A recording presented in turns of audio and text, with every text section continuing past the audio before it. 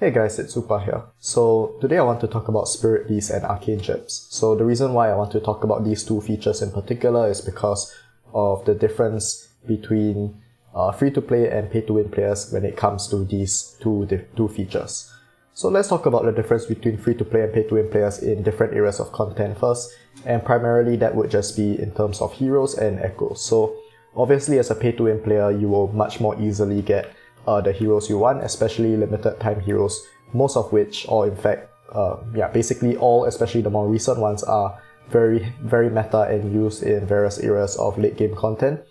And in a similar fashion, echoes, especially nowadays with the more recent legendary and limited time hero releases, they are almost as important as the legendary the heroes itself. Obviously, maybe that's a bit of a exaggeration, but the echoes really do contribute a very major part towards a character's strength. So when it comes to the difference between free-to-win and pay-to-win players, obviously these two features are much more accessible for pay-to-win players because they basically just pay for whatever they want, right? But for free-to-play players, I mean, you can save your echo summons and your regular summons as well as your miracle ones, and to some extent you can control what you end up getting. So if you save correctly or for a long period of time, then you can generally afford the new characters, the new limited time heroes as they come out at exclusive 3. And for reruns, which I feel is a bit harder to get copies for during limited time hero reruns, you still can plan ahead, and save however many summons you want and still have some form of control in order to get these heroes that you desire. So even though of course it's not ideal that limited time heroes especially are still pretty gate-capped to the free-to-play side of the community, there is still some availability of getting these limited time heroes, which I think is fair because at the end of the day, there still has to be some sort of distinction between free-to-win and pay-to-win players, because otherwise pay-to-win players wouldn't really want to spend, and obviously spending is what keeps the game alive. I have many other thoughts regarding this matter, of course. I do think more efforts can be made to allow free-to-win players to obtain more copies of limited time heroes and their echoes and so on, but that's for another video.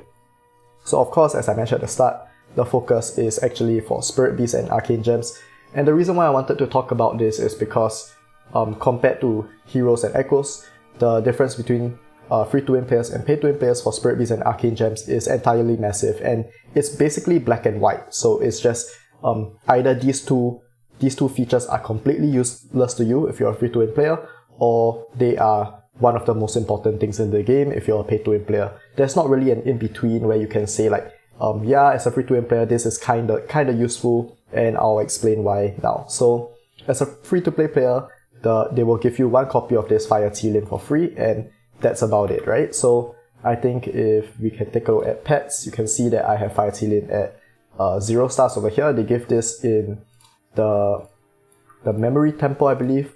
It's one of these, so maybe this one. Over here you can see 50 shards. And I mean, one copy of a pet is nice, but at the same time, this pet is completely useless. So it doesn't even matter, they might as well not give it to you, and it really won't make a difference.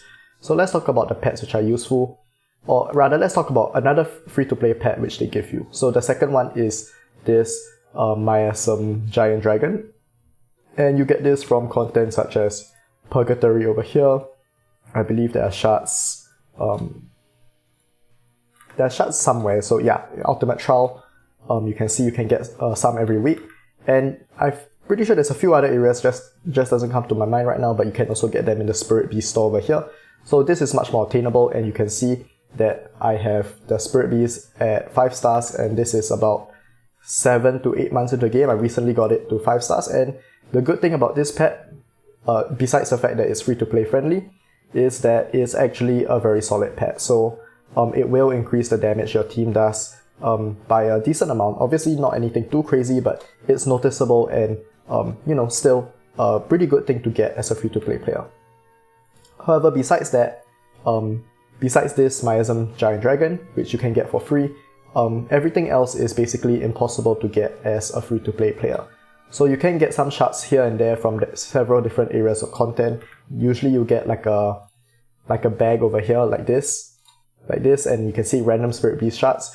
But the odds, first of all, the pool of shards that you can get is so low. So you can, the only good one which you will want from here, which isn't a thing you can get as a free-to-play player, is this Deer Pet.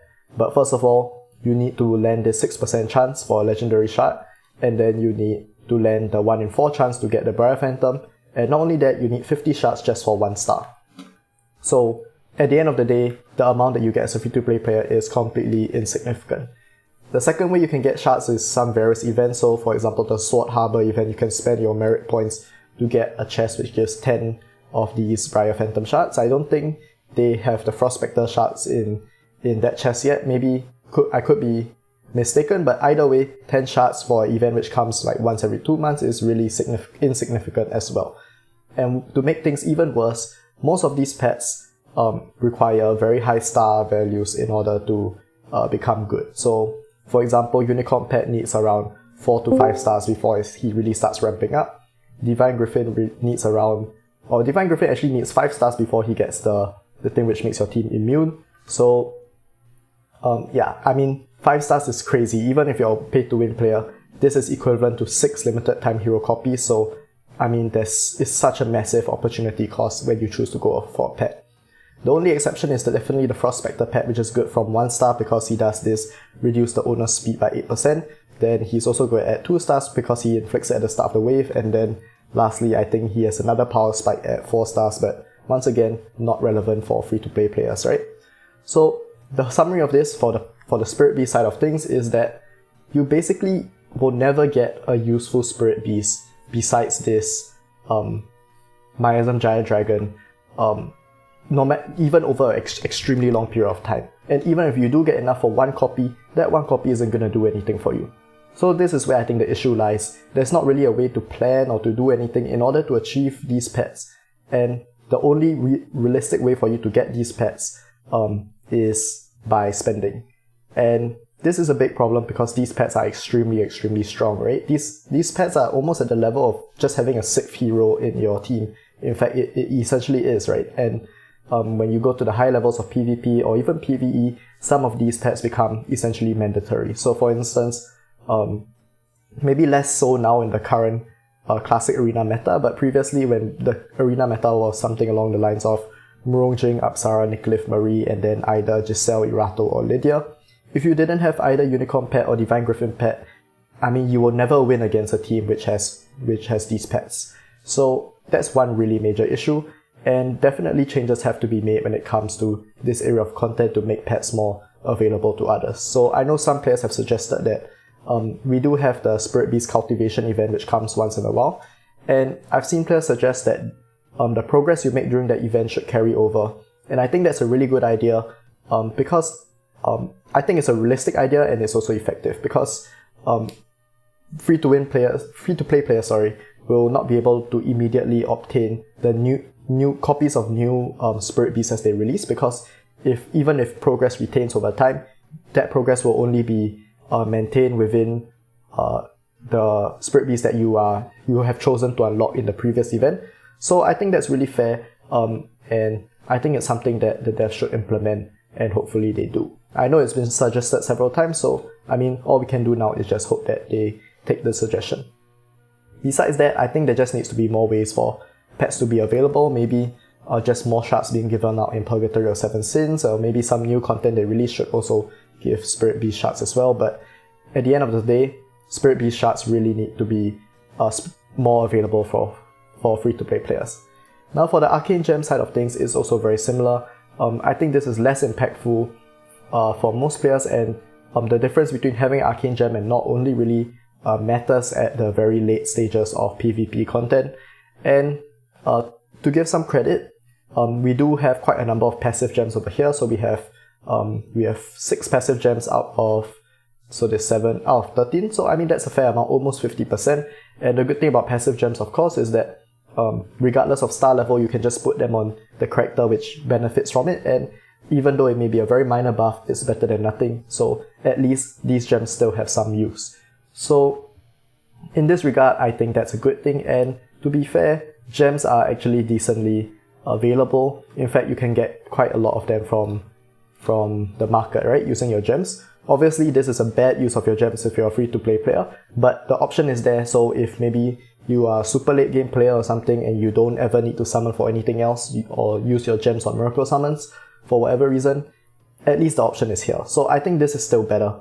And we also get these Arcane Gem summons from things like Spire of Fate and actually many areas of content. So I think the current system for Arcane Gems is much better compared to Spirit Beast and less of an issue. But at the same time, many of these gems are pretty reliant on, first of all, exclusive 5, which for most players is going to be a very pay-to-win feature because most players will stop at exclusive 3, be it for legendary heroes or limited time heroes. And then it also requires you to level these Arcane Gems. But to give credit to the developers, I do think that the amount of resources they've allowed or they've made accessible for players to summon for Arcane Gems is still decent. It's not as horrid as the Spirit Beast issue. But I do foresee that in the future this may slowly become a bigger problem. But as long as they keep the power level of these Arcane Gems relatively low, I think the power level that these Arcane Gems have been slowly increasing, but if it doesn't increase any further, they just create more variety of Arcane Gems rather than increasing the strength, like having one Arcane Gem directly power creep the other, then I think that's fine. So yeah, Arcane Gems definitely less of a problem, but it's also another thing which free-to-play players really shouldn't care about. In fact, I mean, I'm not a free-to-player and I don't really care about Arcane Gems either. It's just more of a, if you have it, then it's nice. If you don't have it, it doesn't matter kind of situation. But yeah, of course, I would like more to be done in order to make Arcane Gems more accessible. I do think that it's a pretty interesting feature that they've added. I'm pretty indifferent whether this feature exists or not, to be honest. I don't really equip Arcane Gems on my characters if they are not the passive ones. Not only because they're generally pretty weak but at low star levels, but also because they mess up your auto battles without setting a preset.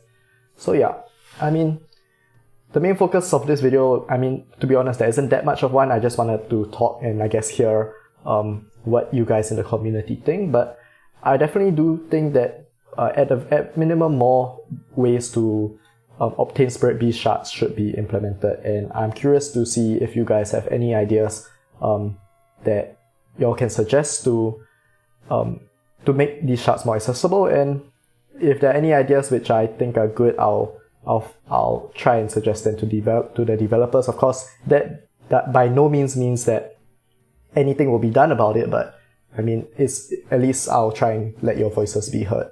So yeah, that's all I have for today. A bit of just rambling and just talking about, I guess, the state of the game. But yeah, if you guys stayed till the end, then I really appreciate it, and I'll catch you guys next time. Goodbye.